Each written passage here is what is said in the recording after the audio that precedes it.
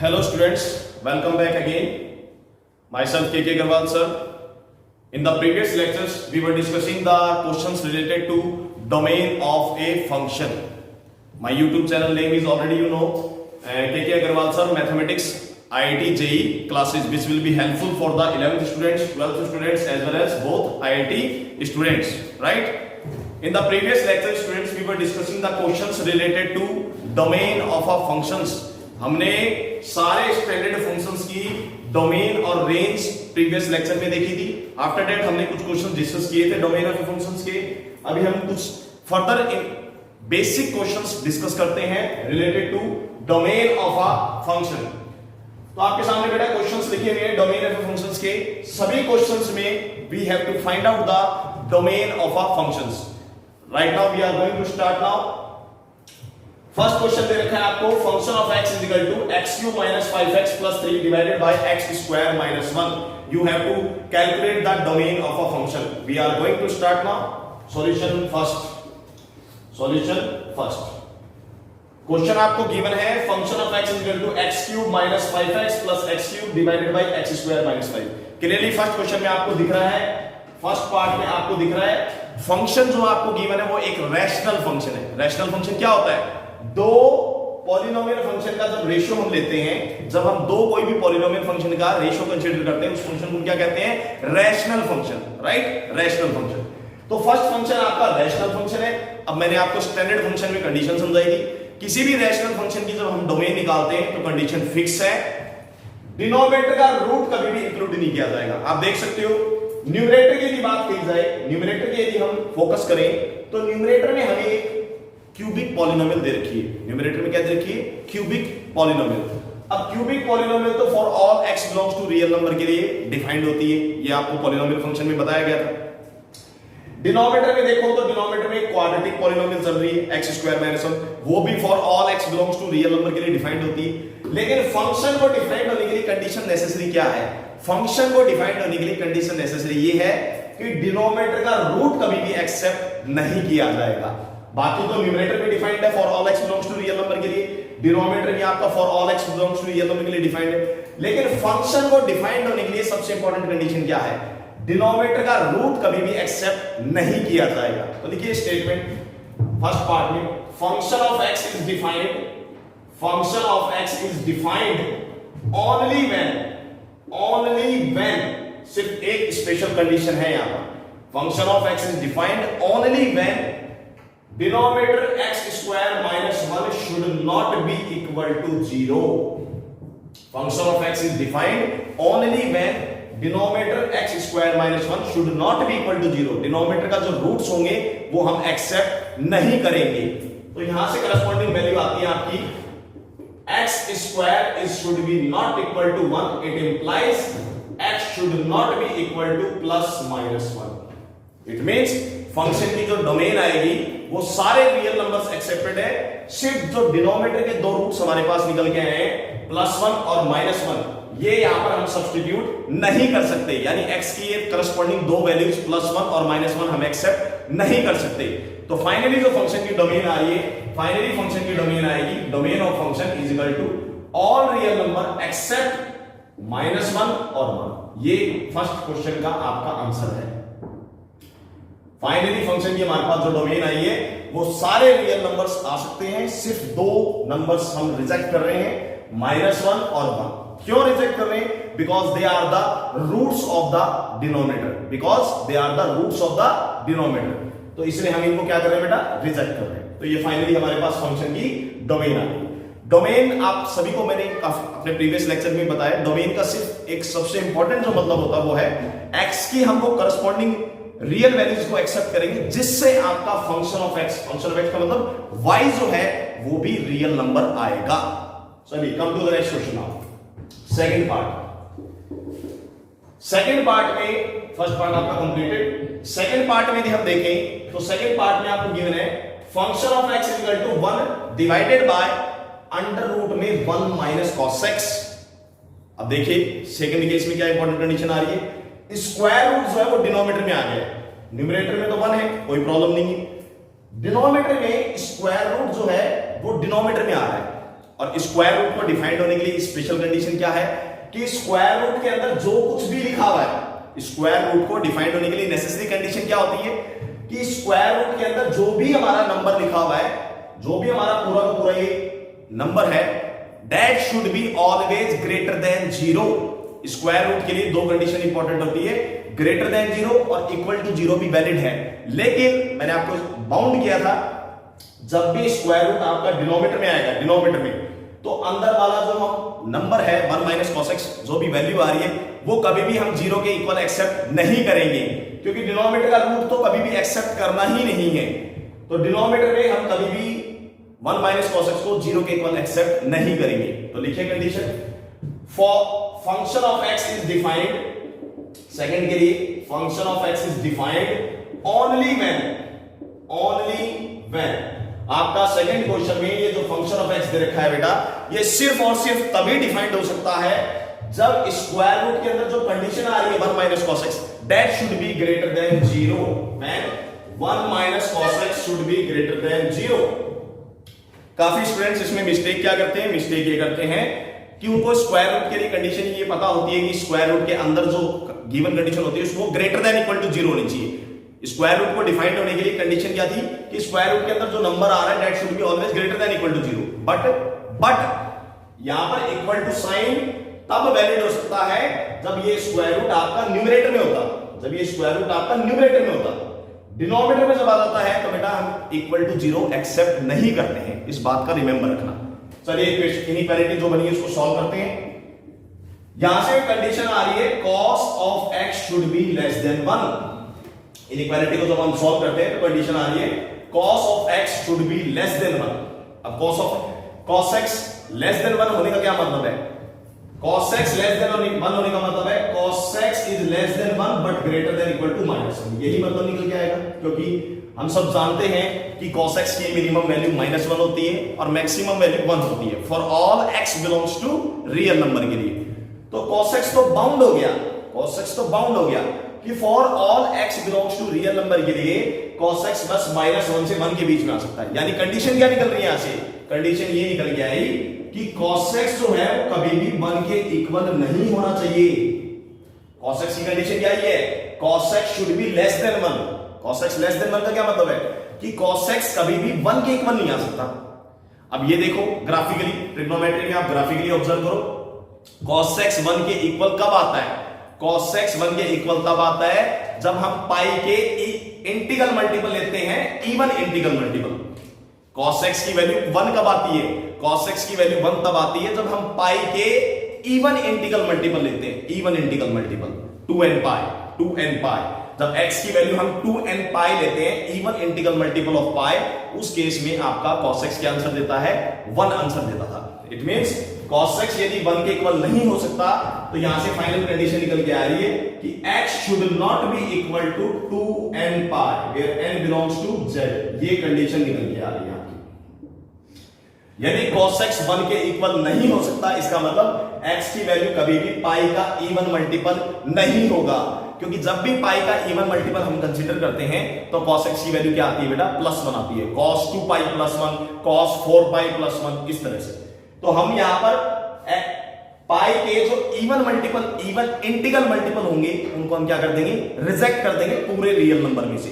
तो फाइनली इस second question की आपकी डोमेन जो आएगी, डोमेन आएगी all real number except 2n pi, except 2n pi where n belongs to z। ये आपके सेकंड क्वेश्चन की फाइनली डोमेन आएगी। क्लियर है? चलिए come to the third part now, come to the third part now. Let us see the third part. Second part also completed. बेटा third part में अपन यदि focus करें तो थर्ड पार्ट में सबसे पहले आप फंक्शन को ऑब्जर्व कीजिए। थर्ड पार्ट में आप फंक्शन को ऑब्जर्व कीजिए। आपका थर्ड पार्ट में जो फंक्शन चल रहा है वो एक्सपोनेंशियल फंक्शन चल रहा है, एक्सपोनेंशियल फंक्शन। ई क्या होता है, नेचुरल लॉगरिथम का जो हम बेस लेते हैं ई, तो वो बेस है यहां पर ई। ई की अप्रोक्सीमेट वैल्यू जो हम लेते हैं वो लेते हैं 2.71। ई की अप्रोक्सीमेट वैल्यू जो हम कंसीडर करते हैं 2.71। तो ई एक कांस्टेंट ही होता है, ई और कुछ नहीं है, कंफ्यूज नहीं होना। मैंने आपको पढ़ाया था स्टैंडर्ड फंक्शंस में एक्सपोनेंशियल फंक्शन, ई यहां पर एक तरह से कांस्टेंट की तरह ट्रीट कर रहा है, जिसकी अप्रोक्सीमेट वैल्यू ली जाती है 2.71, राइट? ओके, तो ई की पावर क्या गिवन है? x plus sine x. अब आपने देखा था एक्सपोनेंशियल फंक्शन की डोमेन क्या थी? स्टैंडर्ड फंक्शन में जाओ, एक्सपोनेंशियल फंक्शन की डोमेन क्या थी? एक्सपोनेंशियल फंक्शन की डोमेन थी exponential function is defined for all x belongs to real number. तो क्लियर है, आप यहां पर x की वैल्यू कुछ भी पुट कर लो, अलाउड है, कोई प्रॉब्लम नहीं है। sin x की यदि बात करें तो sin x भी x belongs to real number के लिए क्या होता है? डिफाइंड होता है। तो यहां से आपको क्लियर फोकस हो रहा है कि exponential function x belongs to real number के लिए डिफाइंड होता है। x की कोई भी वैल्यू पुट करो यहां पर, आपका ये फंक्शन हर x belongs to real number के लिए डिफाइंड होगा। There is no boundations here. तो क्लियरली थर्ड पार्ट में फंक्शन डिफाइंड हो रहा है for all x belongs to real number के लिए। ये थर्ड तो आपका थ्योरी से ही डायरेक्टली डोमेन निकल रही है। थ्योरी में आपने जो स्टैंडर्ड फंक्शन का कंसेप्ट पढ़ा है उसी से डायरेक्टली डोमेन निकल रही है। तो थर्ड पार्ट की डोमेन निकल के आएगी all real number, all real number. क्यों? बिकॉज रीजन क्या है? Because exponential function is defined for all x belongs to real number, there is no boundation. First reason. Second reason, exponential function में power देखो क्या आ रही है? x आ रही है। x एक लीनियर फंक्शन है, सभी के लिए डिफाइंड होता है। sin x की बात करें तो sin x एवरीवेयर कंटीन्यूअस होता है, for all x belongs to real number के लिए डिफाइंड होता है। बाय चांस यदि यहां पर ऐसा हो जाता, चलिए अपन एक एक्सेप्शन लेते हैं, एक एक्सेप्शन लेते हैं।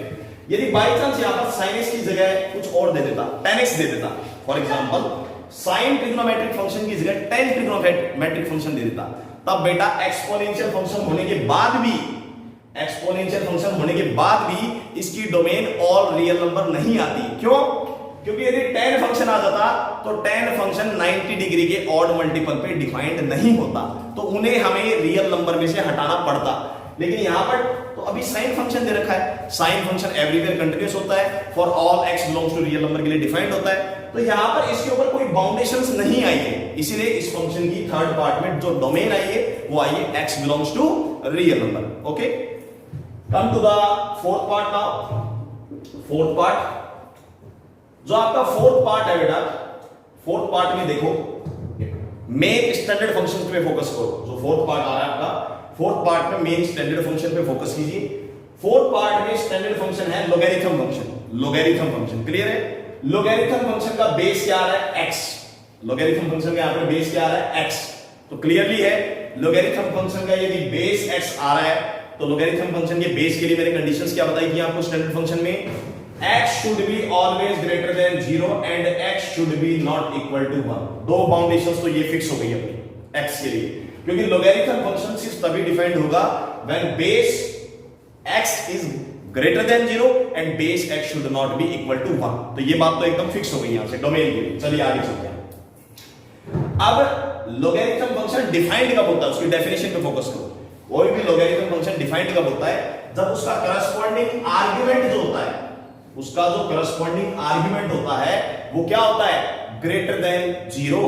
तो यहां से कंडीशन लिखो, function of x is defined, function of x is defined only when, यहां से मैं एक साथ बेटा दो पॉसिबल केसेस ले रहा हूं, एक साथ साइमल्टेनियसली दो केसेस ले रहा हूं। फर्स्ट केस, इस वाले लॉग का जो करस्पॉन्डिंग आर्गुमेंट दिख रहा है ब्रैकेट में, this should be greater than 0। तो फर्स्ट केस में आ रहा है अपना log 2x माइनस 1 अपॉन में, ये 1 अपॉन में चल रहा है, 1 अपॉन में x minus 1/2 should be greater than 0। ये फर्स्ट कंडीशन आ रही है जिसको हम सॉल्व करेंगे फर्दर। सेकंड कंडीशन पे जाएं तो सेकंड कंडीशन भी साथ साथ ही देख लेते हैं। दोबारा ब्रैकेट के अंदर लोगैरिथम आ रहा है, दोबारा ब्रैकेट के अंदर लोगैरिथम आ रहा है और logarithm with respect to base 2 आ रहा है और फर्दर इस लोगैरिथम का कोई आर्गुमेंट बन रहा है। कौन सा बन रहा है आर्गुमेंट? 1 अपॉन में x माइनस 1/2। तो इस वाले लोगैरिथम को भी डिफाइन होने के लिए ब्रैकेट के अंदर जो लोगैरिथम फंक्शन दे रखा है, ब्रैकेट के अंदर जो लोगैरिथम फंक्शन दे रखा है, इस वाले लोगैरिथम फंक्शन को भी डिफाइन होने के लिए इस वाले लोगैरिथम फंक्शन का जो आर्गुमेंट आ रहा है ये वाला आर्गुमेंट भी क्या होना चाहिए? ग्रेटर देन 0 होना चाहिए। तो सेकंड कंडीशन साथ साथ ही लिख रखे हैं, ऑल्सो सेकंड कंडीशन आएगी 1 अपॉन में x minus 1/2 should be greater than 0। ये दो पॉसिबिलिटीज निकल के आ गई आपकी यहां से। लोगैरिथम फंक्शन को, इस पूरे लोगैरिथम फंक्शन को डिफाइन होने के लिए ये दो केसेस में पॉसिबिलिटी आपके सामने आ गई है। क्लियर है? और बाउंडेशन जो x के ऊपर है वो हमने ऑलरेडी मेंशन कर दी है। चलिए स्टार्ट करते हैं इसको सॉल्विंग करना। इनइक्वालिटी को हम सॉल्व करते हैं। तो यदि हम इस सेकंड इनइक्वालिटी पे पहले फोकस करें, सेकंड इनइक्वालिटी पे फोकस करें तो देखिए न्यूमरेटर चल रहा है 1, numerator 1 is already greater than 0।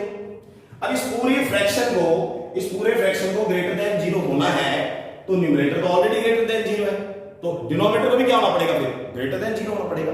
जब न्यूमरेटर भी ग्रेटर देन 0 है, डिनोमिनेटर भी ग्रेटर देन 0 तो पूरा फ्रैक्शन अपने आप ग्रेटर देन 0 हो जाएगा।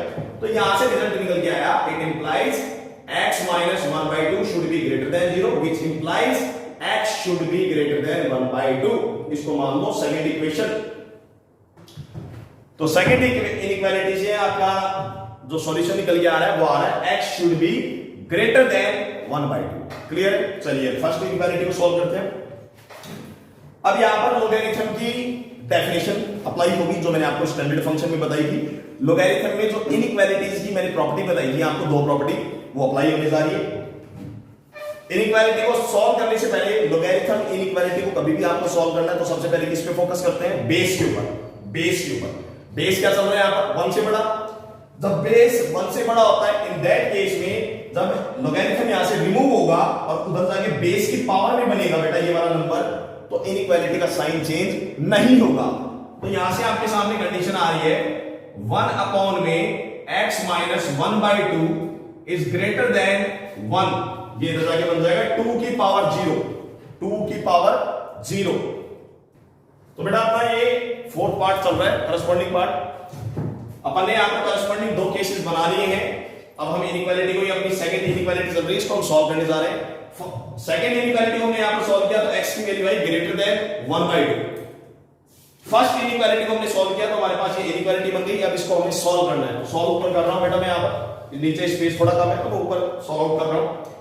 1 में x minus 1/2, ये -1 जो +1 है तो लेफ्ट साइड में -1 आ जाएगा। -1 शुड बी ग्रेटर देन 0। तो यहां पर करस्पॉन्डिंग इसका एलसीएम लीजिए 1, ये आपका एलसीएम लोगे तो ऊपर आ जाएगा 1 माइनस का x प्लस का 1/2 डिवाइडेड बाय x माइनस का 1/2 इज ग्रेटर देन 0। इनइक्वालिटी को हम सॉल्व करने जा रहे हैं। तो हमारे पास करस्पॉन्डिंग इनइक्वालिटी आ रही है 1 + 1/2 दैट इज 3/2 माइनस का x divided by x minus 1/2 is greater than 0। अब किसी भी इनइक्वालिटी को सॉल्व करने के लिए जब हम बेबी कर्व मेथड का अप्लाई करते हैं, ऑलमोस्ट इनइक्वालिटीज में बेबी कर्व मेथड हम यूज लेते हैं, तो कंडीशन क्या होती है कि x का कोएफिशिएंट हम कभी भी नेगेटिव नहीं रखते। x का कोएफिशिएंट हम कभी भी नेगेटिव नहीं रखते। तो इसमें से माइनस साइन को कॉमन निकाल दो, तो कंडीशन आ गई माइनस का x माइनस का 3/2 डिवाइडेड बाय x माइनस का 1/2 is greater than 0। Minus sign को जैसे ही हम उस साइड में रिप्लेस करेंगे, जो माइनस साइन यहां पर -1 जो मल्टीप्लाई में है, जैसे ही इधर डिवाइड में जाएगा तो इनइक्वालिटी का साइन क्या हो जाएगा, रिवर्स हो जाएगा। This is the main important property of the inequality. आप लोगों को पता होना चाहिए, जो फ्रेश 11th के स्टूडेंट्स हैं, कभी भी माइनस साइन को इनइक्वालिटी में बाहर जब है -1 को हम उस साइड में ट्रांसफर करते हैं डिवाइड में, in that case the sign of the inequality will get surely change. Greater than sign less than में बदल जाएगा, और यहां पर यदि लेस देन साइन चल रहा है that will get converted into greater than sign. तो फाइनली हमारे पास इनइक्वालिटी आई x minus 3/2 divided by x minus 1/2 is less than 0, is less than 0। चलिए अब इसकी नंबर लाइन से जिन स्टूडेंट्स को डायरेक्टली आंसर पता है वेल एंड गुड, जिनको नहीं पता है वो आप नंबर लाइन से चेक कर सकते हैं बेबी कर्व मेथड से। तो आप इसकी साइन स्कीम मेथड से सबसे पहले क्रिटिकल पॉइंट्स पुट कीजिए। तो यहां से बेटा जब न्यूमरेटर को आप रफली 0 पुट करोगे, रफली चेक करोगे तो x की वैल्यू क्या निकल के आएगी 3/2। डिनोमिनेटर को रफली आप जब 0 के इक्वल पुट करोगे तो x की करस्पॉन्डिंग वैल्यू क्या आएगी 1/2। यहां पर ये वाले फैक्टर की भी पावर ऑड चल रही है और इसकी भी पावर ऑड चल रही है। तो according to the wavy curve method जो हमारे साइन चलेंगे वो इस साइड से प्लस माइनस प्लस चलेंगे। Plus minus plus. This is the sign scheme method for this given inequality. Clear है? क्लियर। तो फाइनली हमें क्या निकालना है, हमें कौन सा इंटरवल चाहिए। हमारे पास इन 3 पॉइंट्स, इन 2 पॉइंट्स ने नंबर लाइन को 3 अलग अलग इंटरवल में डिवाइड कर दिया है। फर्स्ट इंटरवल चल रहा है माइनस इन्फिनिटी से 1/2, सेकंड इंटरवल चल रहा है 1/2 से 3/2 और थर्ड करस्पॉन्डिंग इंटरवल चल रहा है 3/2 से प्लस इन्फिनिटी। तो हम कौन सा इंटरवल सिलेक्ट करेंगे? हम इंटरवल सिलेक्ट करेंगे लेस देन वाला। हमें वो x की वैल्यू चाहिए जिससे इस इनइक्वालिटी का आंसर लेस देन 0 आए, लेस देन 0। तो हम कौन सा इंटरवल सिलेक्ट करेंगे? नेगेटिव रीजन वाला, नेगेटिव रीजन। तो करस्पॉन्डिंग वैल्यू आई इससे x विल बिलोंग्स टू 1/2 से लेकर 3/2। ये आ गया अपना आंसर, यहां सेकंड आंसर, सेकंड इनइक्वालिटी का आंसर आ गया आपके पास, राइट। सेकंड इनइक्वालिटी को हमने, इसमें फर्स्ट इनइक्वालिटी को हमने जो सॉल्व किया यहां पर, इसको फर्स्ट इक्वेशन दो बेटा, इसको यहां पर आप फर्स्ट इक्वेशन दो, क्योंकि जब इस फर्स्ट इनइक्वालिटी को हमने जब सॉल्व किया तो ये डाटा इसी का सॉल्व का आंसर चल रहा है। सेकंड इनइक्वालिटी को तो जब हमने सॉल्व किया था तो यहीं पे इसका आंसर आ गया था x इज ग्रेटर देन 1/2। अब फाइनली क्वेश्चन की डोमेन निकालने के लिए, फाइनली क्वेश्चन की डोमेन निकालने के लिए हम सारी पॉसिबिलिटीज से, जो पॉसिबिलिटीज आई है, ये पॉसिबिलिटी आई है हमारे पास और एक ये 2 पॉसिबिलिटी आ रही है। फाइनली हम सारी पॉसिबिलिटीज का क्या करने जा रहे हैं? हम इंटरसेक्शन करने जा रहे हैं, इंटरसेक्शन। तो जब हम सारी पॉसिबिलिटीज का इंटरसेक्शन करते हैं, इंटरसेक्शन का मतलब कॉमन x की वैल्यूज को सिलेक्ट करते हैं, कॉमन x की वैल्यू से, तो फाइनली देखिए फंक्शन की जो डोमेन निकल के आ रही है, डोमेन 1/2 से बड़ा होना चाहिए। फर्स्ट इक्वेशन कह रही है आंसर आपका x की वैल्यू 1/2 से 3/2 में होनी चाहिए, वेल एंड गुड। सेकंड जो इनइक्वालिटी से आंसर आया था वो भी बोल रही है कि आंसर जो है वो 1/2 से बड़ा होना चाहिए। This is also well and good, no problem. This is also well and good, there is no problem. तो एक पॉसिबिलिटी गड़बड़ आ रही है, बीच में एक पॉइंट ऐसा आ रहा है जो हमें रिमूव करना पड़ेगा, और वो पॉइंट यहां से आपको क्लियरली दिख रहा है, x की वैल्यू कभी भी 1 के इक्वल नहीं होनी चाहिए। x की वैल्यू कभी भी 1 के इक्वल नहीं होनी चाहिए। क्यों? क्योंकि x यहां पर देखिए लॉगरिथम का बेस था, लॉगरिथम का बेस था। तो इसको मैं फाइनली अब रिमूव करने जा रहा हूं। तो अपना आंसर आ रहा है 1/2 से 1 ओपन इंटरवल यूनियन 1 से 3/2। ये इस फंक्शन की फाइनली हम डोमेन एक्सेप्ट करेंगे। इस पूरे इंटरवल में से आपने देखा मैंने 1 को क्या कर दिया है? रिमूव कर दिया है।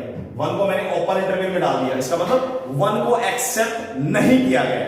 तो ये आपका फोर्थ क्वेश्चन भी ये कंप्लीट हो गया। फाइनली इसकी जो डोमेन आई है वो डोमेन है ये 1/2 से 1 यूनियन 1 से 3। Now let us come to the fifth question.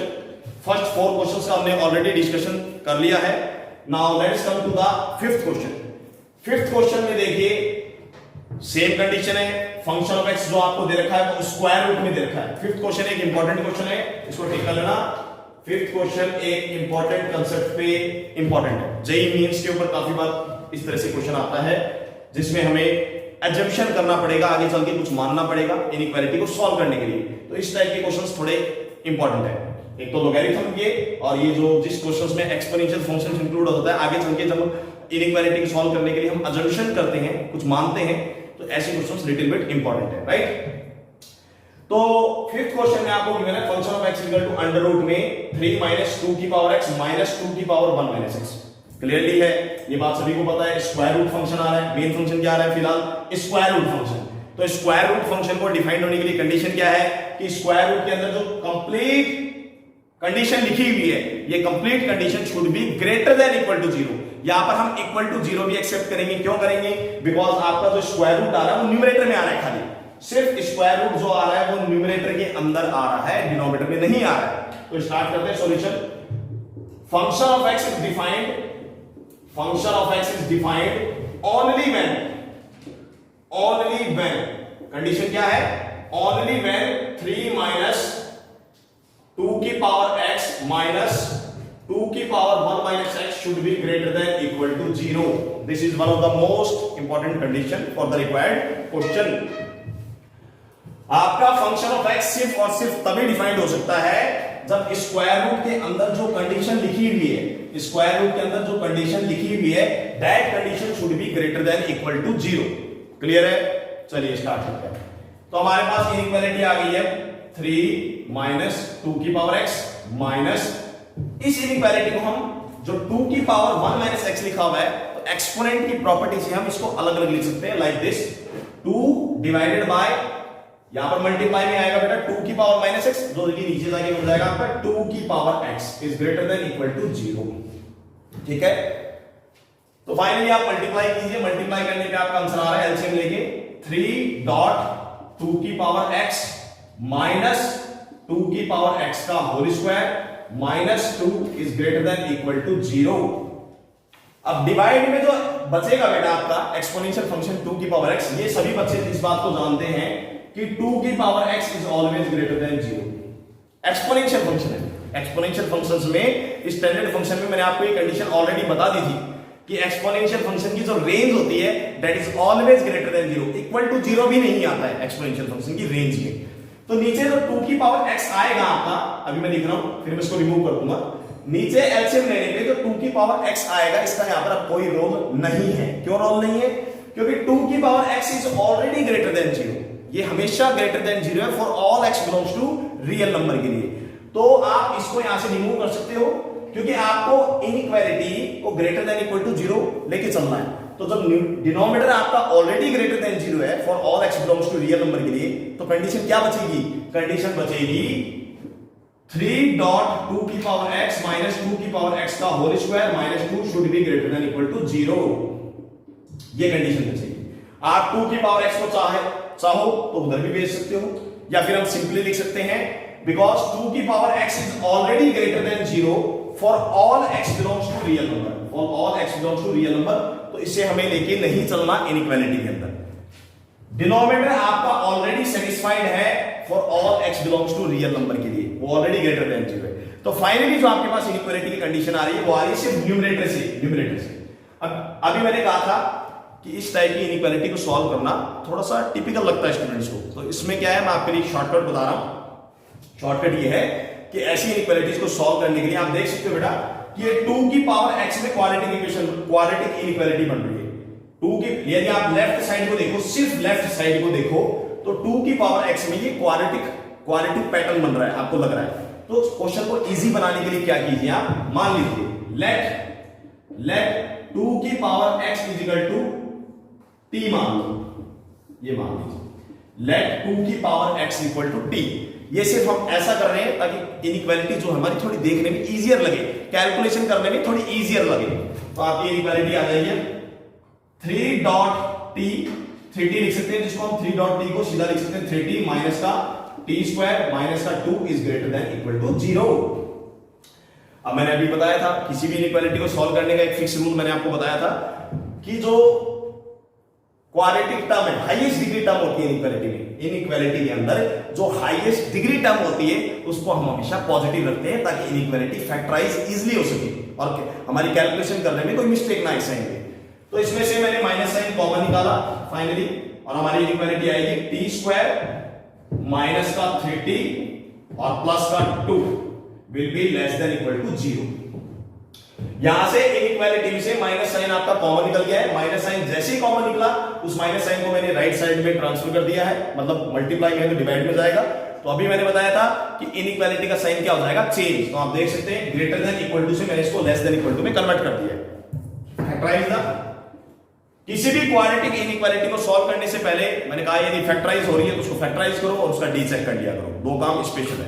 तो यदि इनइक्वालिटी है हमें डायरेक्टली दिख रही है बेटा, फैक्टराइज हो रही है, मल्टीप्लाई करने में 2 चाहिए, ऐड करने में दो नंबर्स -3 चाहिए। नंबर क्या आ रहे हैं आपके -2 और -1, दो -2 और -1 को मल्टीप्लाई करने पे 2 आ रहा है, ऐड करने पे -3 आ रहा है। तो डायरेक्टली इस क्वाड्रेटिक जो लेफ्ट साइड में आपको क्वाड्रेटिक इक्वेशन दिख रही है, लेफ्ट साइड में खाली उसको मैं फैक्टराइज कर रहा हूं। तो आपकी कंडीशन आ रही है t -1 into t -2 is less than equal to 0। यदि आप इसकी साइन आंसर निकालोगे तो आपका फाइनल आंसर निकल के आएगा t belongs to greater than 1 but less than equal to 2। ये इस इनइक्वालिटी का आंसर आएगा, t will be greater than equal to 1 but less than 2। यदि आप इसको साइन स्कीम मेथड से चेक करोगे तो साइन स्कीम मेथड से इसकी नंबर लाइन प्लॉट होगी 1 2 minus infinity plus minus plus. ये इसकी साइन स्कीम मेथड प्लॉट होगा। Sign scheme method by the help of wavy curve method हम प्लॉटिंग करते हैं, जो मैंने प्लॉट कर दी है। अब हमें टी का आंसर नहीं चाहिए, हमें क्वेश्चन की डोमेन फाइंड करनी है, डोमेन। और डोमेन निकालना है, क्वेश्चन किस में चल रहा है आपका फंक्शन किस में चल रहा है बेटा, एक्स में चल रहा है।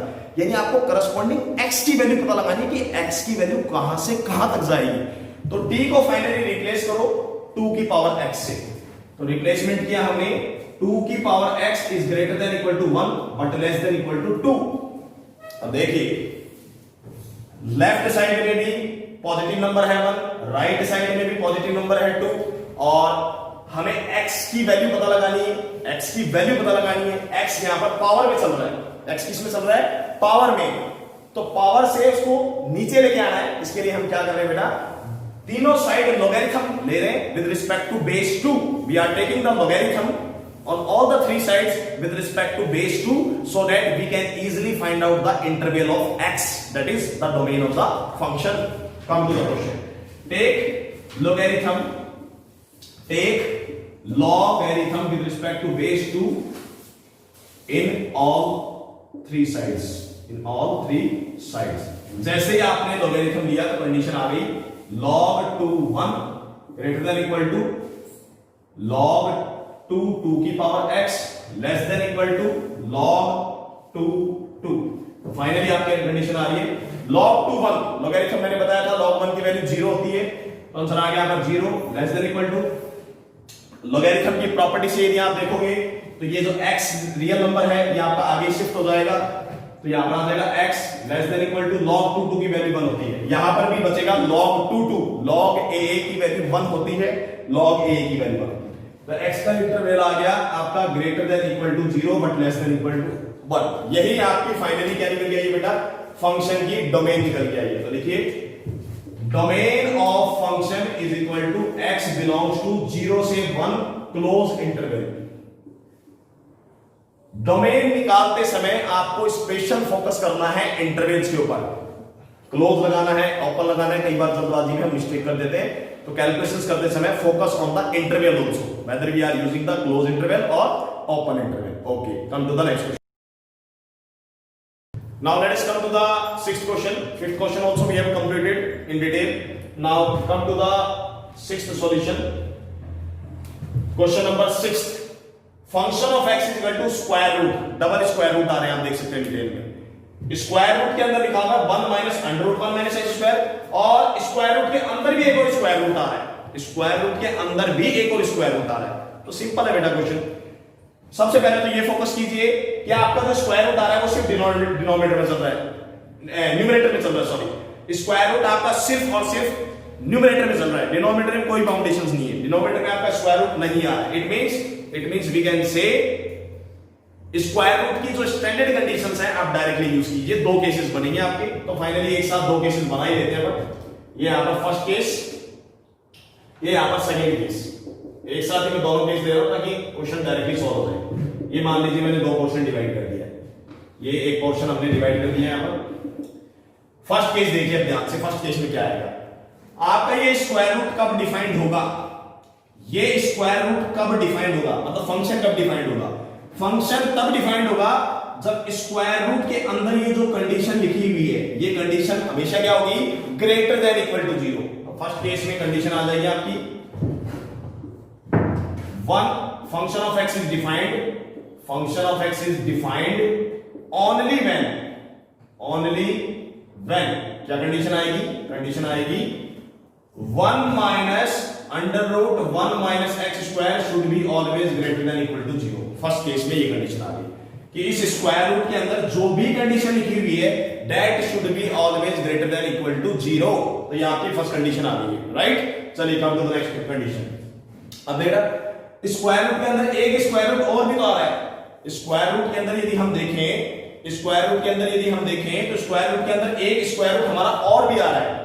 तो इस स्क्वायर रूट को, सेकंड वाले स्क्वायर रूट को डिफाइन होने के लिए क्या कंडीशन है, under root 1 minus x square आपका तब डिफाइंड होगा जब इस स्क्वायर रूट के अंदर जो कुछ लिखा हुआ है वो भी आपका ग्रेटर देन इक्वल टू 0 आ जाए। तो सेकंड केस में लिख देते हैं under root 1 minus x square is defined, under root 1 minus x square is defined when 1 minus x square is greater than equal to 0।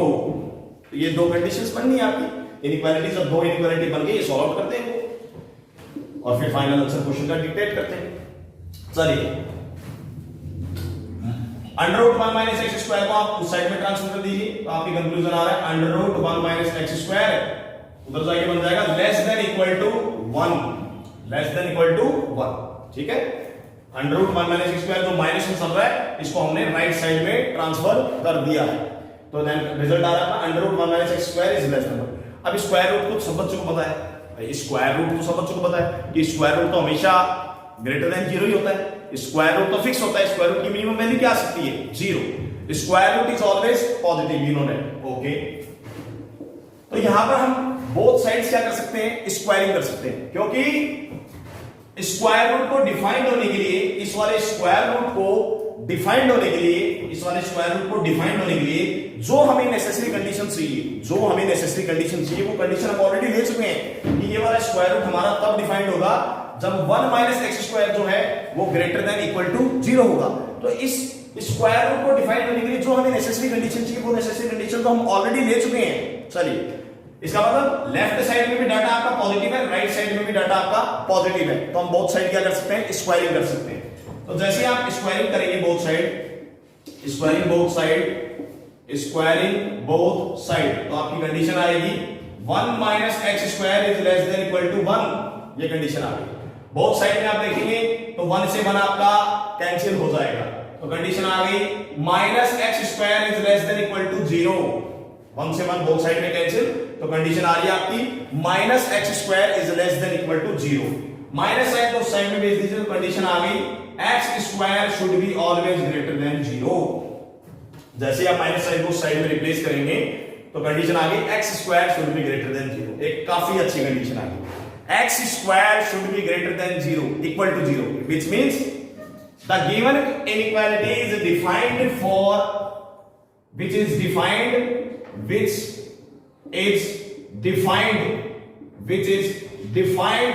for all x belongs to real number। यह आ गया आपका first answer, inequality का answer. भाई x square तो हमेशा ही तो greater than equal to 0 चलता है, x की वैल्यू चाहे आप कुछ भी पुट कर लो उसमें, रियल नंबर में से आप x की वैल्यू कुछ भी सब्स्टिट्यूट कर लो, x square is always greater than equal to 0 for all x belongs to real number. तो ये इनइक्वालिटी आपकी सेटिस्फाइड होगी for all x belongs to real number के लिए। क्लियर है? चलिए, फर्स्ट इनइक्वालिटी, फर्स्ट केस में जो हमारा केस बना है उसकी से कंडीशन निकल के आई है x belongs to real number. Let's come to the second case now. अब हम सेकंड केस के बारे में डिस्कशन करते हैं। 1 minus x square should be greater than equal to 0। मैंने कहा था एक्स स्क्वायर का कोफिशिएंट कभी भी नेगेटिव नहीं लेते हैं, तो यहां से हमारी कंडीशन आ गई x square minus 1 is less than equal to 0। इस इनइक्वालिटी में से जैसे ही हम माइनस साइन बाहर निकालेंगे तो माइनस साइन यहां पर आ जाएगा, माइनस साइन को जैसे रिप्लेस करूंगा तो इनइक्वालिटी का साइन क्या हो जाएगा, चेंज हो जाएगा। तो यहां से हम इस इनइक्वालिटी को फाइनली हम सॉल्व करने जा रहे हैं। तो कंडीशन आ रही है factorize it, x minus 1 x plus 1 is less than equal to 0। इसमें आप a square minus b square की आइडेंटिटी ऑपरेट करके जैसे इसके दो फैक्टर कर देंगे तो कंडीशन आ गई x माइनस 1 प्लस x plus 1 should be less than equal to 0। तो फाइनली इस इक्वालिटी को सॉल्व करने पे आपका आंसर आ रहा है x बिलोंग्स टू माइनस 1 से 1 क्लोज इंटरवल, माइनस 1 से 1 क्लोज इंटरवल। ये आपका फाइनल आंसर आया सेकंड इनइक्वालिटी का, सेकंड इनइक्वालिटी का, इसलिए मैंने इसको सेकंड नंबर दिया। और यदि किसी स्टूडेंट को इसका साइन स्कीम मेथड देखना है, साइन स्कीम मेथड मैं इसलिए बता रहा हूं ताकि आपको डेप्थ में नॉलेज हो सके कि ये कहां से आता है। काफी बच्चे ऐसे हैं जिनको नहीं पता होता है कि ये कंडीशन कहां से आई है। तो आप एक नंबर लाइन प्लॉट कर सकते हैं जिसे हम कह रहे हैं साइन स्कीम मेथड। इस x माइनस 1 वाले फैक्टर के कारण जो करस्पॉन्डिंग वैल्यू निकल के आएगी x की 0 पुट करने पे वो आएगी 1, और इस वाले के कारण जो वैल्यू निकल के आएगी वो आएगी माइनस 1। तो एक पॉइंट हो गया अपना 1, एक पॉइंट हो गया माइनस 1। इसके बाद साइन स्कीम मेथड बनाने के लिए नंबर लाइन पे जो हम साइन स्कीम मेथड प्लॉट करते हैं इस इनइक्वालिटी के लिए, उसके लिए हम यूज करते हैं wavy curve method. Wavy curve method, wavy curve method ये कहता है कि क्रिटिकल पॉइंट्स को आप प्लॉट कर दीजिए। वेवी कर्व मेथड काफी लंबा है, उसमें 2-3 केसेस हैं। ऑड यदि पॉइंट्स होते हैं, यदि ऑड पॉइंट्स का मतलब होता है x माइनस 1 की पावर भी ऑड है, इस फैक्टर की पावर भी ऑड है। यदि जो इनइक्वालिटी में फैक्टर्स बन रहे हैं वो सारे के सारे ऑड पावर में आ रहे हैं, तो ऑड पावर में आ रहे हैं उनको हम कहते हैं सिंगल पॉइंट। उनको हम क्या कहते हैं, सिंगल पॉइंट। जो ऑड पावर में आ रहे हैं उनको हम कहते हैं सिंगल पॉइंट। और x की जो हाईएस्ट पावर है, x के जो सारे कोएफिशिएंट्स है वो यदि पॉजिटिव है तो उस केस के अंदर इनइक्वालिटी को सॉल्व करने के लिए हम साइन लगाते हैं राइट साइड से plus minus plus. This is known as wavy curve method. Okay, तो फाइनली अब फर्स्ट इनइक्वालिटी और सेकंड इनइक्वालिटी से क्वेश्चन की जो अपना मेन क्वेश्चन चल रहा है सिक्स्थ पार्ट। फंक्शन को डिफाइंड होने के लिए हमारे पास दो पॉसिबल केसेस आए। फर्स्ट पॉसिबल केसेस से कंडीशन निकल के आई है कि x की वैल्यू रियल नंबर होनी चाहिए।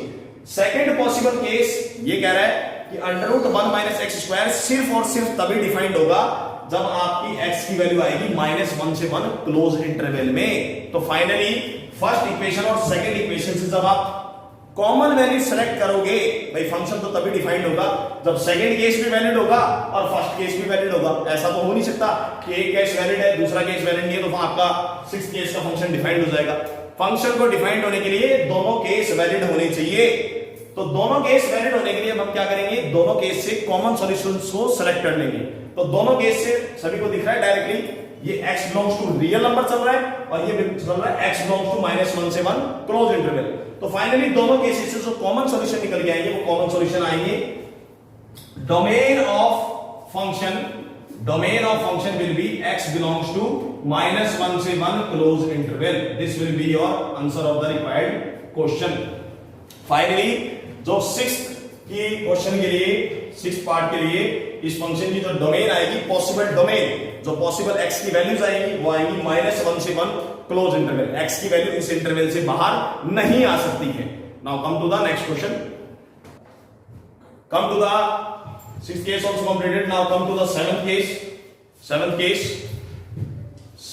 क्वेश्चन नंबर 7 क्वेश्चन में आपको कंडीशन गिवन है function of x is equal to x² + x + 1 की होल पावर -3/2।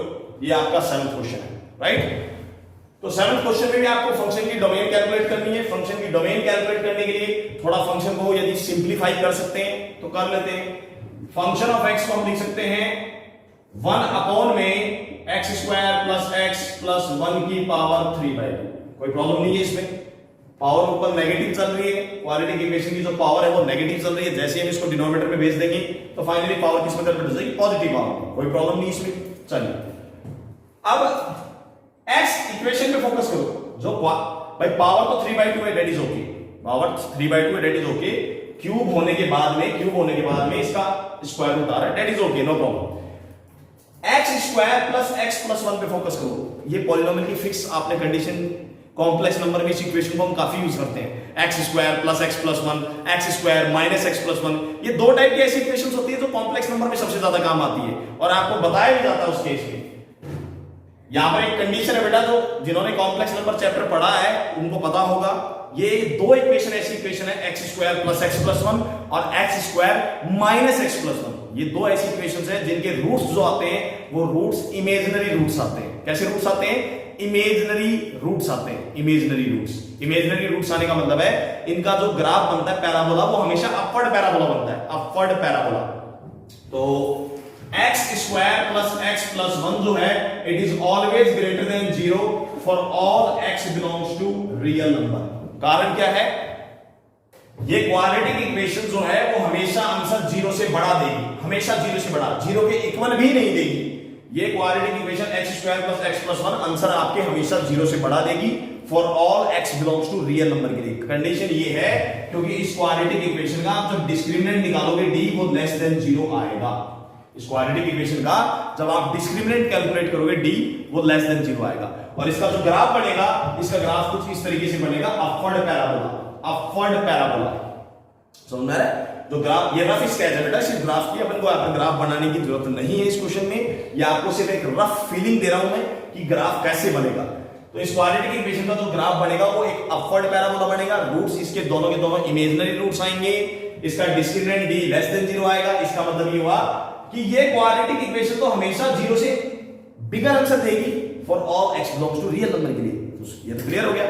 जब ये आंसर हमेशा 0 से बड़ा आ रहा है for all x belongs to real number के लिए, तो फंक्शन तो ऑलरेडी डिफाइंड हो गया for all x belongs to real number के लिए। आपका ये जो फंक्शन है हर x belongs to real number के लिए फिर क्या हो जाएगा, डिफाइंड हो जाएगा। क्यों हो जाएगा, क्योंकि ये क्वाड्रेटिक इक्वेशन हमेशा आंसर 0 से बड़ा दे रही है for all x belongs to real number के लिए, यानी हमारे पास कोई बाउंडेशन ही नहीं है, फिर चेक करने की कोई जरूरत ही नहीं है।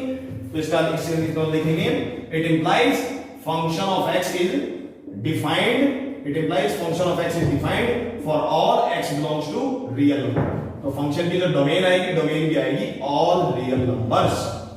तो आपका ये जो 7th क्वेश्चन है, 7th क्वेश्चन में फाइनली जो फंक्शन की हमारे पास डोमेन निकल के आई है 7th क्वेश्चन में डोमेन आएगी x belongs to all real number, क्योंकि quadratic equation x square plus x plus 1 यहां पर ऑलरेडी ग्रेटर देन 0 है for all x belongs to real number के लिए। ग्रेटर देन 0 क्यों है वो मैंने आपको बताया, क्योंकि इसका डिस्क्रिमिनेंट जो है वो लेस देन 0 है, और इसका यदि आप ग्राफ रफली बनाओगे तो इसका ग्राफ अपवर्ड पैराबोला बनेगा without touching the x axis, roots will be imaginary. इसका मतलब ये हुआ कि हमें इस क्वेश्चन की डोमेन चेक करने की रिक्वायरमेंट नहीं है, गिवन फंक्शन आपका हमेशा डिफाइंड होगा for all x belongs to real number के लिए। तो फाइनली फंक्शन की यहां पर जो डोमेन आएगी वो डोमेन आएगी all real number. Come to the next question now, question number 8।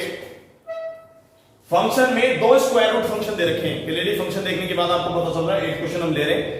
Function में आपको दो स्क्वायर रूट फंक्शंस दे रखे हैं, दो स्क्वायर रूट फंक्शंस।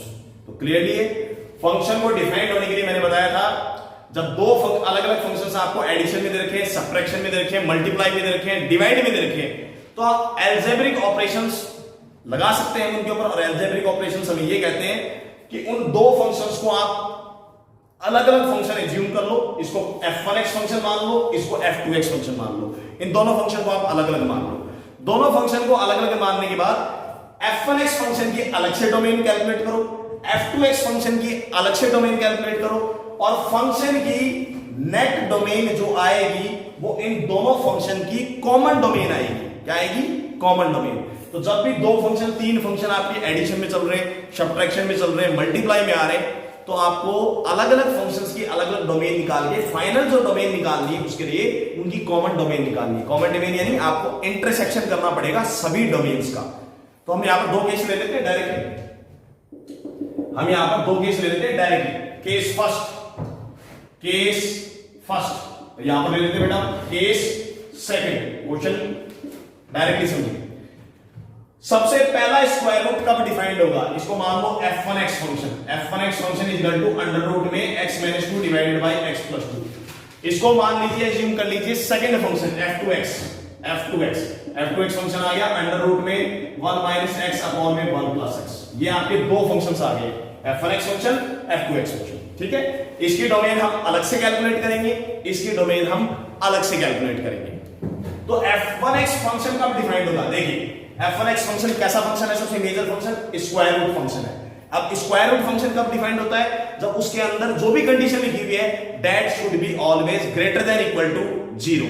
तो लिखते हैं f1x function is defined, f1x function is defined only when x - 2 divided by x + 2 is greater than equal to 0। Similarly आपका f2x फंक्शन कब डिफाइंड होगा? f2x फंक्शन भी स्क्वायर रूट फंक्शन है भाई, f2x function भी स्क्वायर रूट फंक्शन है। तो f2x function भी कब डिफाइंड होगा? जब स्क्वायर रूट के अंदर जो कंडीशन लिखी हुई है that should be always greater than equal to 0। It implies f2x function is also defined, f2x function is also defined only when 1 - x divided by 1 + x is always greater than equal to 0। Clear है इतनी बात? चलिए इसको solve करते हैं। जब आप इसकी साइन इसकी मेथड प्लॉट करेंगे, x - 2 से जो क्रिटिकल पॉइंट आ रहा है आपका वो आ रहा है 2, x + 2 को जब आप रफली 0 पुट करोगे तो x की वैल्यू आएगी -2। ये पॉइंट है आपका +∞, ये पॉइंट है -∞। x - 2 की पावर भी यहां पर ऑड चल रही है, x + 2 की पावर भी ऑड चल रही है। दोनों की पावर ऑड है, मतलब दोनों सिंगल पॉइंट्स हैं, इनको कहेंगे सिंगल पॉइंट्स। ठीक है, सिंगल पॉइंट्स। x के कोएफिशिएंट पॉजिटिव है तो वेवी कर्व मेथड अप्लाई हो सकता है, साइन यहां से प्लस चलेंगे। क्लियर? तो इनइक्वालिटी के लिए हमें अब इंटरवल कौन सा चाहिए? आपने देखा इस नंबर लाइन के ऊपर -2 और 2 ने इस नंबर लाइन को 3 इंटरवल्स में डिवाइड कर दिया है, 3 इंटरवल्स में। आपको कौन सा इंटरवल सेलेक्ट करना है? हम वो x की वैल्यू सिलेक्ट करेंगे जो इस इनइक्वालिटी का greater than equal to answer देगी। ग्रेटर देन इक्वल टू मतलब पॉजिटिव वाला इंटरवल हम सिलेक्ट करेंगे, पॉजिटिव इंटरवल।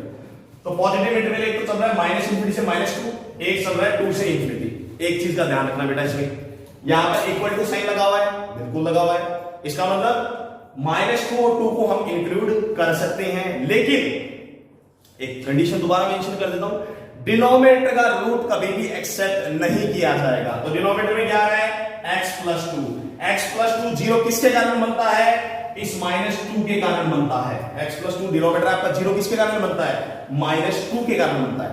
तो इस इनइक्वालिटी के अंदर -2 को हम कभी भी एक्सेप्ट नहीं करेंगे क्योंकि ये हमारा डिनोमिनेटर का रूट है।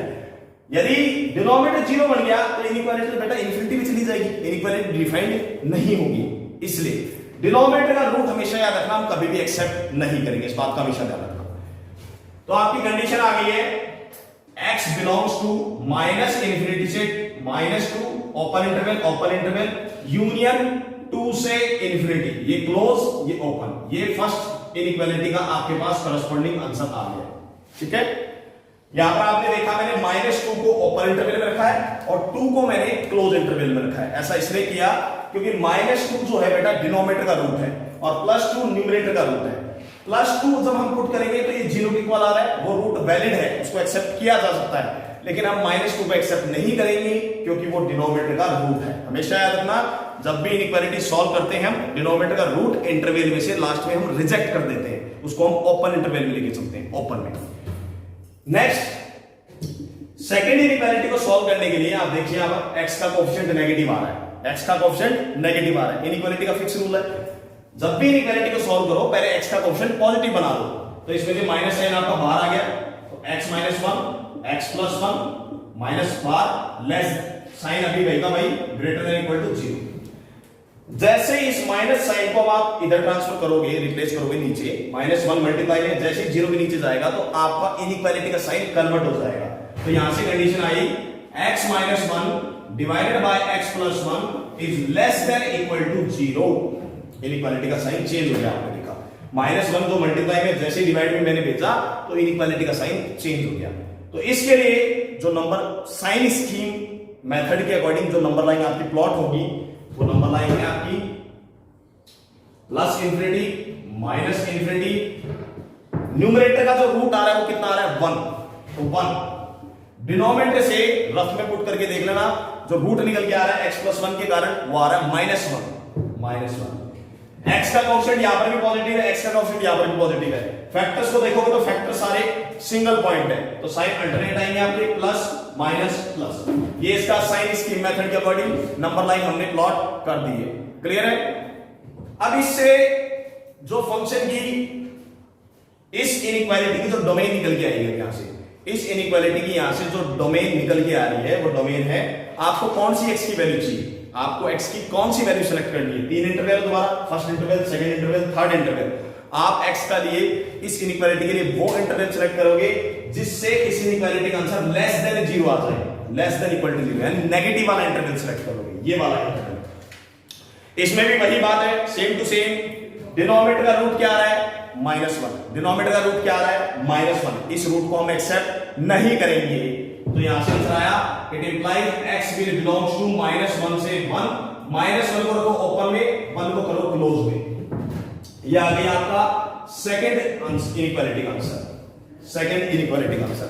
ठीक है, अब फाइनली जब आपके पास सेकंड इनइक्वालिटी का भी आंसर आ गया, फर्स्ट इनइक्वालिटी का भी आंसर आ गया, तो मैंने कहा था बेटा फंक्शन डिफाइंड कब होगा, आपका फंक्शन डिफाइंड कब होगा। फंक्शन डिफाइंड तब होता है जब पहला फंक्शन f1x पे डिफाइंड होना चाहिए, दूसरा फंक्शन f2x पे डिफाइंड होना चाहिए।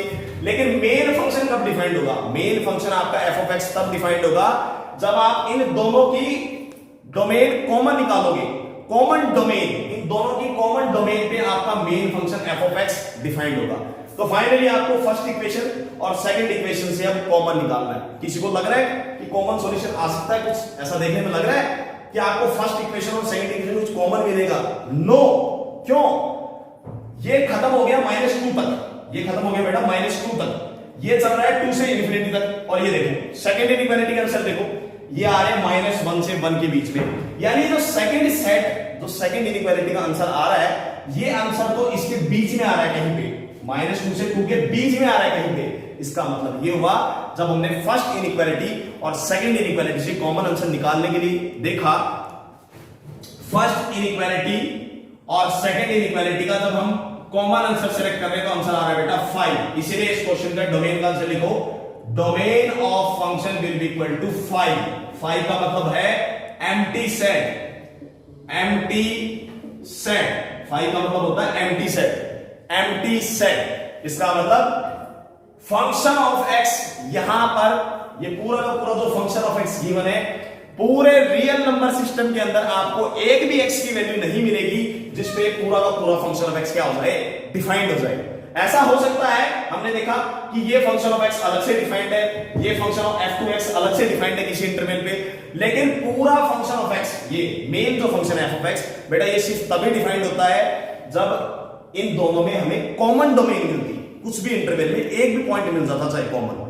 बट यहां पर हमने देखा जैसे हमने इन दोनों इंटरवल्स का इंटरसेक्शन किया, आपको नो पॉइंट ऑफ इंटरसेक्शन मिल रहा है, कोई कॉमन पॉइंट नहीं मिल रहा है। In that case we can say the domain of the required function will be 5। Question come से now 9th question, till 8th question we have already completed. Come to the next question now, 9th question. 9th question में आपको function दे रखा है, function of x equal to under root में 10x minus का tan square x। Square root में आपको given है tan x minus tan square x। तो इसमें बेटा मैं आप ज्यादा डिस्कशन नहीं करूंगा, क्लियरली पता है स्क्वायर रूट फंक्शन है। स्क्वायर रूट फंक्शन तब डिफाइंड होता है जब स्क्वायर रूट के अंदर जो भी कंडीशन दे रखी है वो ग्रेटर देन इक्वल टू 0 हो। जब न्यूमरेटर में चल रहा है स्क्वायर रूट, जब स्क्वायर रूट आपका न्यूमरेटर में आ रहा है तो उसके अंदर की कंडीशन को हम greater than equal to 0 put करते हैं, और जब आपका स्क्वायर रूट डिनोमिनेटर में आ रहा है, डिनोमिनेटर में, तो उस केस में हम अंदर की कंडीशन को less than greater than 0 put करते हैं, सिर्फ ग्रेटर देन 0 पुट करते हैं, इक्वल टू 0 नहीं लेते उसमें। तो लिखते हैं function of x is defined, function of x is defined only when, function of x is defined only when tan x minus का tan square x is greater than equal to 0। Function of x is defined only when tan x minus tan square x is greater than equal to 0। तो यहां से condition आ रही है, it implies वही बात, highest degree, जो highest degree term होती है उसको मैं कभी भी नेगेटिव नहीं रखता इनइक्वालिटीज के अंदर। तो माइनस साइन को कॉमन निकाल दो, तो यहां से कंडीशन आ गई tan स्क्वायर x माइनस का tan x is greater than equal to 0। तो माइनस साइन मल्टीप्लाई में उसको राइट साइड में रिप्लेस कर दो, जैसे माइनस साइन को मल्टीप्लाई में उसको राइट साइड में रिप्लेस कर दो, नीचे आ जाएगा 0 के, इनइक्वालिटी का साइन चेंज हो जाएगा आपका, it will be get reverse. तो कंडीशन आ गई tan स्क्वायर x माइनस का tan x is less than equal to 0. You have seen here the sign of the inequality have been changed as soon as we have replaced the minus sign in the right direction, right? Okay. तो अब finally आपको inequality को हमें solve करना है। tan x आपका common आ रहा है, tan x कॉमन जैसे आया तो ब्रैकेट में कंडीशन आ रही है tan x minus 1 is less than equal to 0। ये आ गई आपकी इनइक्वालिटी। अब इनइक्वालिटी को जब सॉल्व करना है तो बाउंडेड कंडीशंस क्या आएगी वो देख लेते हैं। यहां से इस इनइक्वालिटी को जब आप सॉल्व करोगे bye the help of sine scheme method और वेविकर मेथड, तो आपका आंसर निकल के आएगा tan x will be greater than equal to 0 but less than equal to 1। ये आ गई सबसे important condition, tan x will be greater than equal to 0 but less than equal to 1। ठीक है, तो इसके लिए आप ग्राफ देख सकते हैं, लिटिल बिट साइड में रफ में थोड़ा सा ग्राफ देख सकते हैं। tan x का पूरा ग्राफ बनाने की जरूरत नहीं है क्योंकि हमें सिर्फ वो ग्राफ चाहिए जिसमें tan x की वैल्यू 0 से 1 के बीच में जा रही है। तो यानी पॉजिटिव वैल्यू चाहिए, पॉजिटिव वैल्यू, तो tan x positive value starting positive value कब देता है, 0 से π/2 फर्स्ट क्वाड्रेंट में देता है। तो हम 0 से π/2 का फर्स्ट क्वाड्रेंट में ग्राफ को ऑब्जर्व करें, मान लीजिए ये पॉइंट अपना चल रहा है π/2 में tan x नॉट डिफाइंड होता है, ये सभी को पता है आपको। π/2 के ऊपर आपका tan फंक्शन नॉट डिफाइंड होता है। तो 0 से π/2 में tan फंक्शन की कर्व किस तरह से चलती है, like is this increasing function. ये tan x का फंक्शन का ग्राफ आपका 0 से π/2 के बीच में इंक्रीजिंग फंक्शन चलता है। ये ग्राफ है आपका y = tan x का, y = tan x का, राइट, ग्राफ इंक्रीजिंग फंक्शन। तो आपने देखा tan x की वैल्यू चाहिए greater than equal to 0 but less than equal to 1। तो x की वैल्यू कहां से कहां तक आएगी वो देखते हैं। आप देख सकते हैं यहां पर जब सबसे पहला पॉइंट पाई बाई 4 आएगा, पाई बाई 4, तो पाई बाई 4 पे सबसे पहला आंसर मिलेगा 1। तो आप देख सकते हैं जब tan x की value greater than equal to 0 but less than 1 चलती है तो सबसे लीस्ट पॉजिटिव एंगल क्या आ रहा है? x will be greater than 0 but less than pi by 4 because tan function is increasing function। तो यहां से कंडीशन निकल के आई, it implies x will be greater than equal to 0 but less than equal to pi by 4। ये सबसे आपकी first condition आई है। Function के लिए सॉल्यूशन जो आएगा इस क्वेश्चन का वो सबसे फर्स्ट जो लीस्ट पॉजिटिव सॉल्यूशन आपका निकल के आया है इस इनइक्वालिटी को जो सेटिस्फाई कर रहा है वो है 0 से पाई बाई 4। लेकिन हम जानते हैं ट्रिग्नोमेट्री इक्वेशंस को हम जब भी सॉल्व आउट करते हैं तो एक यूनिक इंटरवल नहीं आता है, अदर इंटरवल भी आते हैं because the trigonometric functions are periodic functions. You know that trigonometric functions are periodic functions. तो ऐसा तो है नहीं कि बेटा सिर्फ एक इंटरवल आएगा। जब आप ग्राफ पे आगे बढ़ोगे तो इस तरीके से और भी कर्व बनेगी और भी आपके एंगल्स आएंगे। तो इसलिए ट्रिग्नोमेट्री के अंदर जब ट्रिग्नोमेट्रिक इनइक्वालिटीज को जब भी सॉल्व करते हैं और हमारा करस्पॉन्डिंग सॉल्यूशंस निकल के आता है तो सॉल्यूशंस को जर्नलाइज करना जरूरी होता है। जर्नलाइज का मतलब जैसे हम उसके पीरियड को ऐड आउट कर देते हैं, पीरियड tan फंक्शन का पीरियड कितना होता है? पाई। याद रखना tan function is a periodic function with period pi. तो सॉल्यूशंस को जर्नलाइज करने के लिए हम उसके पीरियड को क्या कर देंगे? हम ऐड कर देंगे। तो अपना फाइनल आंसर जो आएगा इसके लिए क्वेश्चन का domain of function will be equal to n pi less than equal to x less than equal to n pi plus pi by 4 where n belongs to z। ये आपका finally इस function के लिए domain है। हमने क्या किया? x की value greater than equal to 0 but less than pi by 4। ये तो सबसे बेटा लीस्ट पॉजिटिव सॉल्यूशन है, that is okay, well and good. लेकिन हमें पता है कि tan फंक्शन पीरियोडिक फंक्शन होता है विद पीरियड पाई, यानी ये तो सबसे पॉजिटिव लीस्ट सॉल्यूशन है। अदर भी इस तरीके से एंगल मिलेंगे। हर पाई जब इसमें ऐड कर दोगे तो जैसे पाई ऐड करने के बाद जो करस्पॉन्डिंग एंगल्स आएंगे उन एंगल्स पे भी आपको tan फंक्शन की वैल्यू 0 से 1 के बीच में मिलेगी। इसका मतलब हमें सारे सॉल्यूशंस को क्या करना है? कवर करना है। सारे x की जो करस्पॉन्डिंग वैल्यूज आ रही है हमें इसको कवर करना है। तो इसलिए सॉल्यूशंस को हमने क्या कर दिया है? यहां पर लिख लीजिए, सॉल्यूशन को हमने जर्नलाइज कर दिया है। जर्नलाइज इस इनइक्वालिटी के सॉल्यूशंस को हमने क्या कर दिया है? जर्नलाइज। tan फंक्शन का पीरियड पाई होता है तो सॉल्यूशंस को जर्नलाइज करने के लिए जो आपके एंगल्स आ रहे हैं उनमें मैंने n पाई को दोनों साइड क्या कर दिया है? ऐड कर दिया है, where n belongs to integer. तो ये था ट्रिग्नोमेट्रिक इनइक्वालिटी का एक डोमेन का आपका क्वेश्चन। करिए next question. Now let us come to the 10th question. Same question, we have to find out the domain of the function only. Given equation is function of x is equal to, question number 10, function of x is equal to log 1/4 5x minus x square divided by 4। ये आपका square root में question given है। Clearly direct लगाते हैं logic वही same. Function of x कब defined होगा? Square root function आपको दे रखा है तो स्क्वायर रूट फंक्शन कब डिफाइंड होगा? जब स्क्वायर रूट के अंदर जो कंडीशन हमें दे रखी है वो कंडीशन क्या होगी? ग्रेटर देन इक्वल टू 0 होगी। तो इसमें बेटा दो पॉसिबिलिटीज आएंगी, दो केस बनेंगे इसके अंदर आपके। केस फर्स्ट आपका स्क्वायर रूट फंक्शन कब डिफाइंड होगा? आपका फंक्शन ऑफ x कब डिफाइंड होगा? Function of x is defined, सबसे पहले function of x is defined only when, function of x is defined only when. आपका फंक्शन ऑफ x कब डिफाइंड होगा? फंक्शन ऑफ x सिर्फ और सिर्फ तभी डिफाइंड होगा जब स्क्वायर रूट के अंदर जो भी कंडीशन लिखी हुई है, ये पूरी कंडीशन स्क्वायर रूट के अंदर जो भी कंडीशन लिखी हुई है that should be always greater than equal to 0। Why?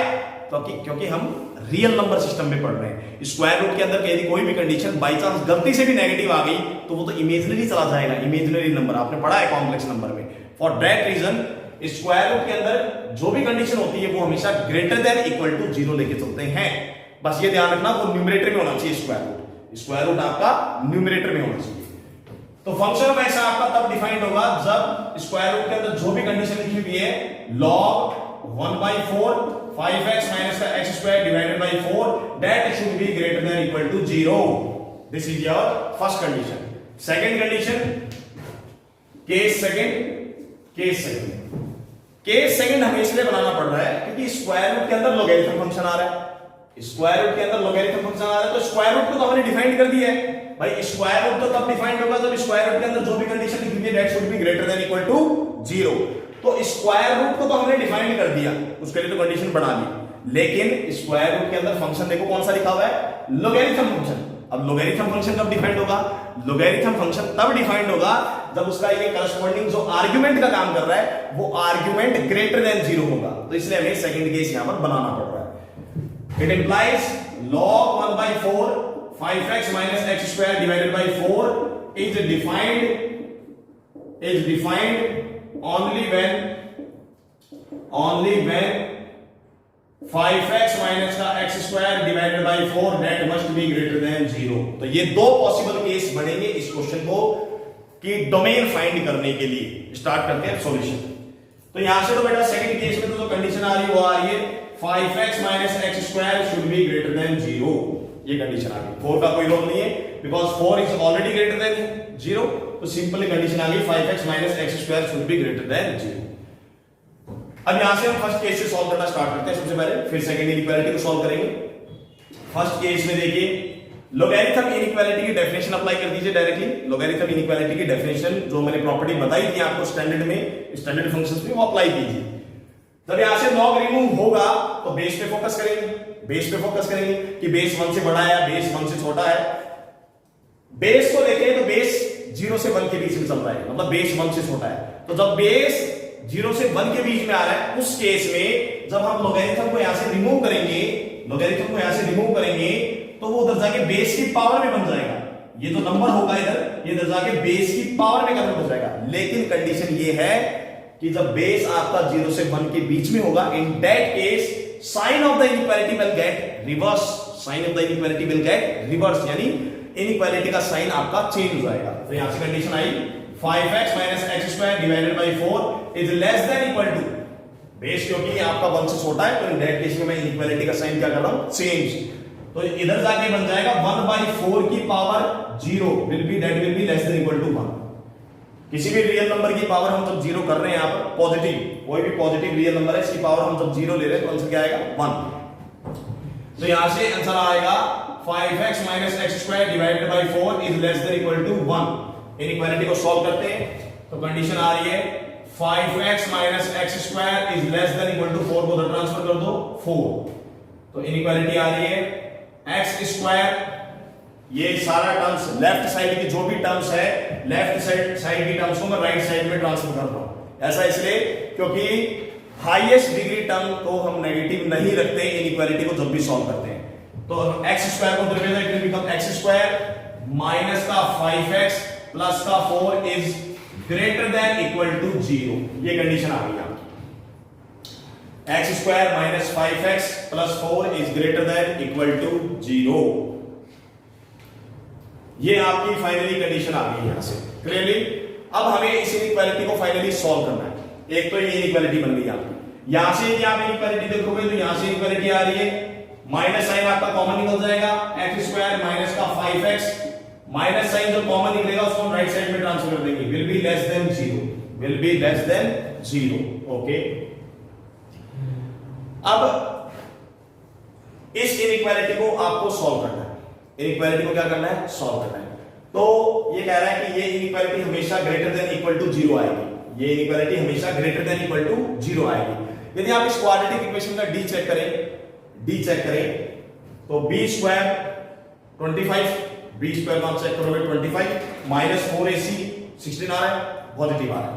d आपका यहां पर क्या आ रहा है बेटा, पॉजिटिव आ रहा है। तो पॉजिटिव आ रहा है तो अब इसको आपको इनइक्वालिटी को सॉल्व करने के लिए इसकी क्या करना पड़ेगा, करस्पॉन्डिंग रूट्स निकालने पड़ेंगे। करस्पॉन्डिंग रूट्स आपके यहां पर डायरेक्टली नहीं निकल रहे, स्प्लिटिंग मिडिल टर्म हो पा रहा है, दो नंबर जिनको मल्टीप्लाई करने पे 4 आए, ऐड करने पे -5 आए, पॉसिबल है। एक 4 पॉसिबल है, एक 1 पॉसिबल है, -1 और -4 आपके पॉसिबल है, पॉसिबल फैक्टर्स मिल गए। दो नंबर जिनको मल्टीप्लाई करने पे 4 आए और ऐड करने पे क्या आ रहा है बेटा, -5। तो -1 और -4 यहां पर हमें पॉसिबल है। तो अपनी कंडीशन आ गई यहां से x - 1 x - 4 will be greater than equal to 0।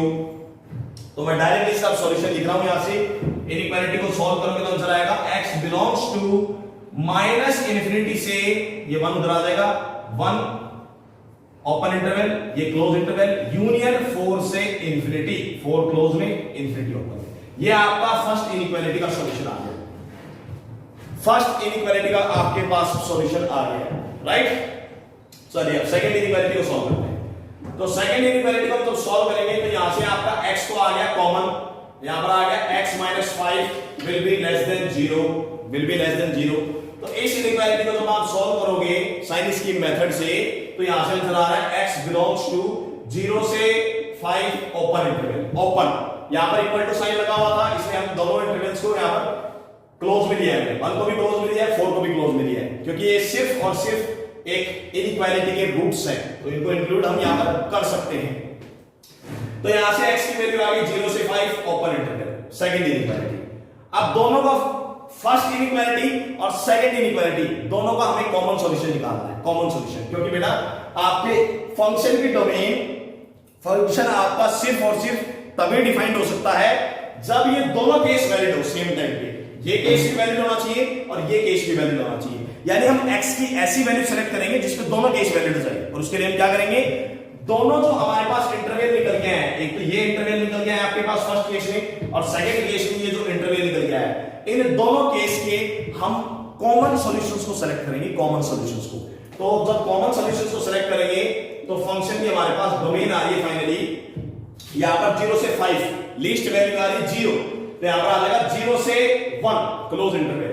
तो पहली वैल्यू आ रही है 0 से 1, 0 आ रहा है ओपन में, 1 आ रहा है यहां पर क्लोज इंटरवल, यूनियन 0 से 1 हो चुका है अपना, उसके बाद में ये 0 से 5 चल रहा है लेकिन 1 से 4 के बीच में वैल्यूज एक्सेप्ट नहीं करनी है, तो उसके बाद आंसर आ रहा है अपना 4, तो इसमें बता रहा है 4 से आपका 5, 4 से 5 ओपन में, 4 आएगा क्लोज में। तो फाइनली आपके पास फंक्शन की डोमेन ये आ रही है। This is your corresponding answer of the required function. Function की आपको डोमेन कैलकुलेट करनी थी तो हमने इन दोनों डोमेन्स का क्या कर दिया है, इंटरसेक्शन कर दिया कॉमन वैल्यूज निकालने के लिए। तो x की कॉमन वैल्यूज निकल के आ रही है 0 से 1, 0 ओपन में, 1 क्लोज में, 4 क्लोज में आ रहा है और 5 ओपन में आ रहा है। तो ये आपके इस फंक्शन की क्या आ गई है, फाइनली डोमेन निकल के आ गई है। क्लियर है? Let us come to the next question now. Come to the next question, question number 11। Function of x आपका वही क्वेश्चन में हमें फंक्शन की डोमेन निकालनी है। फंक्शन ऑफ x आपको क्वेश्चन यहीं से क्लियरली दिख रहा है। Function of x is equal to log 10 curly bracket में गिवन है 1 माइनस का log 10 ब्रैकेट में given equation, quadratic equation x square minus 5x plus 16। तो यहां से भी आपको दिख रहा है, यदि आप ध्यान से फोकस करो, डबल लोगरिथम फोकस हो रहा है। तो इसमें दो केसेस पॉसिबिलिटीज आ रही है। एक तो ये वाला लोगरिथम फंक्शन डिफाइन होने के लिए ये पूरा का पूरा आर्गुमेंट 0 से बड़ा होना चाहिए, एक केस तो इसका बन सकता है। सेकेंडली आपको दिख रहा है ब्रैकेट के अंदर भी एक लोगरिथम फंक्शन आ रहा है अलग से, तो इस वाले लोगरिथम फंक्शन को भी डिफाइन होने के लिए ये वाला आर्गुमेंट क्या होना चाहिए, ग्रेटर देन 0। तो आप डायरेक्टली जब क्वेश्चन, इतने क्वेश्चंस प्रैक्टिस करने के बाद अब आपको डायरेक्टली जब आप क्वेश्चन पे फोकस करेंगे तो डायरेक्टली देखते ही पता लग जाएगा कि केसेस कितने बनने चाहिए। तो डायरेक्टली यहां से दिख रहा है कि दो पॉसिबल केस बन सकते हैं, case first, case second. Question को सॉल्व करने के लिए, फंक्शन की डोमेन निकालने के लिए दो पॉसिबल केस लग रहे हैं, मुझे भी, आपको भी लग रहे होंगे यहां से। तो क्लियरली देखते हैं पहला केस, फर्स्ट केस में लिखिए function of x is defined only when function of x कब डिफाइंड होगा भाई? फंक्शन क्या दे रखा है आपको, देखो लोगरिथम फंक्शन है। मेन फंक्शन कैसा फंक्शन है भाई? लोगरिथम फंक्शन है आपका। तो लोगरिथम फंक्शन कब डिफाइंड होगा? लोगरिथम फंक्शन आपका तब डिफाइंड होगा जब ये पूरा का पूरा आर्गुमेंट, सबसे पहले ये पूरा का पूरा जो आर्गुमेंट है वो क्या होगा, ग्रेटर देन 0। तो कंडीशन आएगी व्हेन 1 माइनस का log 10 x स्क्वायर माइनस का 5x plus 16 is greater than 0। Greater than 0 सिर्फ इक्वल टू 0, स्टूडेंट्स मिस्टेक करते हैं, इक्वल टू 0 नहीं लेना है, आर्गुमेंट कभी भी 0 नहीं हो सकता है लोगरिथम का। सेकंड कंडीशन, सेम टाइम पे सेकंड कंडीशन ले लेते हैं। सेकंड कंडीशन ये आ रही है कि इस ब्रैकेट के अंदर ये लोगरिथम फंक्शन आ रहा है। सेकंड कंडीशन में यदि आप देखोगे तो इस ब्रैकेट के अंदर ये यहां पर लोगरिथम फंक्शन आ रहा है। तो इतने लोगरिथम फंक्शन को डिफाइन होने के लिए जरूरी क्या है कि ये आर्गुमेंट ग्रेटर देन 0, तो ये हम सेकंड केस एक्सेप्ट कर सकते हैं। तो सेकंड केस लिखिए log 10 x square minus का 5x plus 16 is defined only when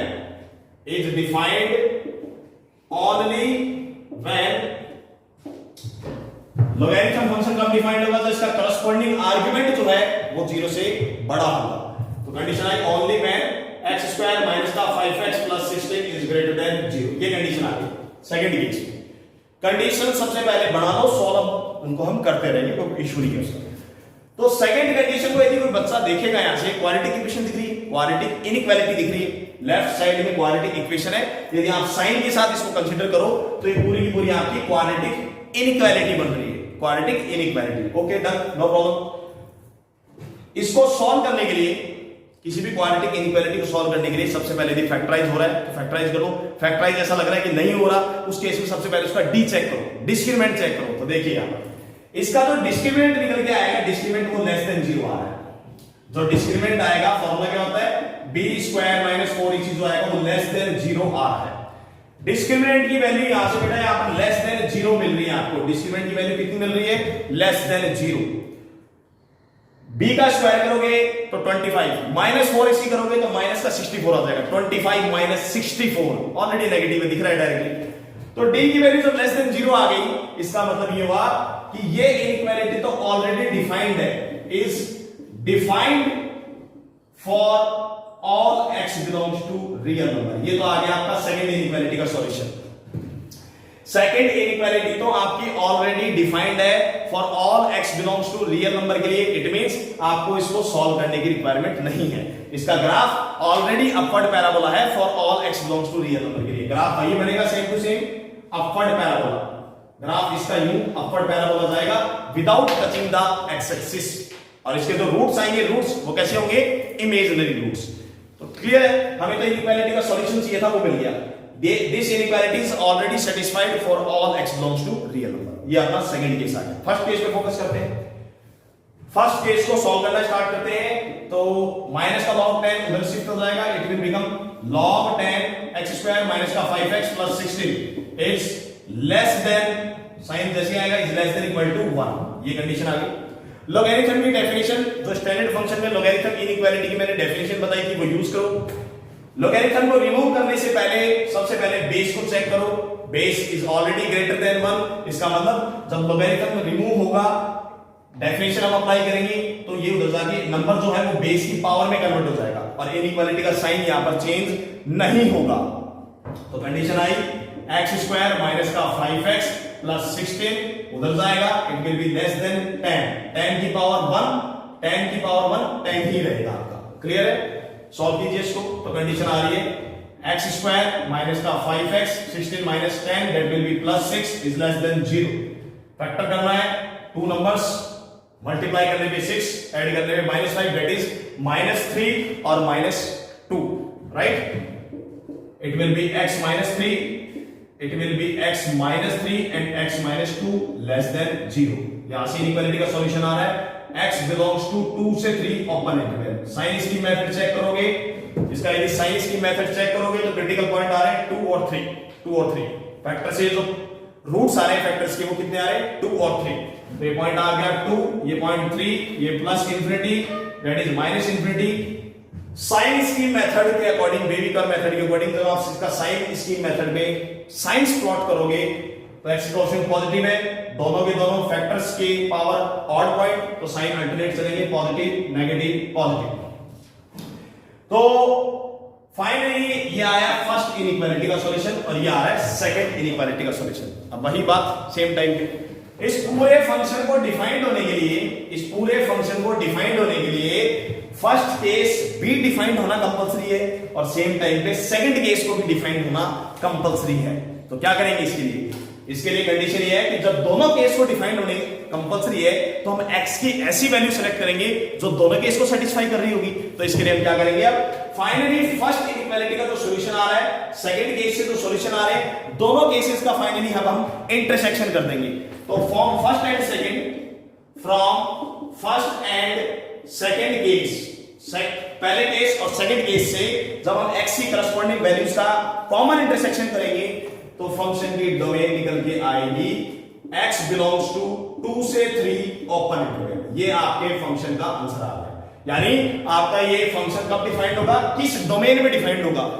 function 11th question में जो फंक्शन दे रखा है ये डिफाइंड तब होगा जब x की करस्पॉन्डिंग वैल्यू जाएगी 2 से 3, वो भी ओपन इंटरवल में। क्लियर है? Thank you all of you for watching my lecture.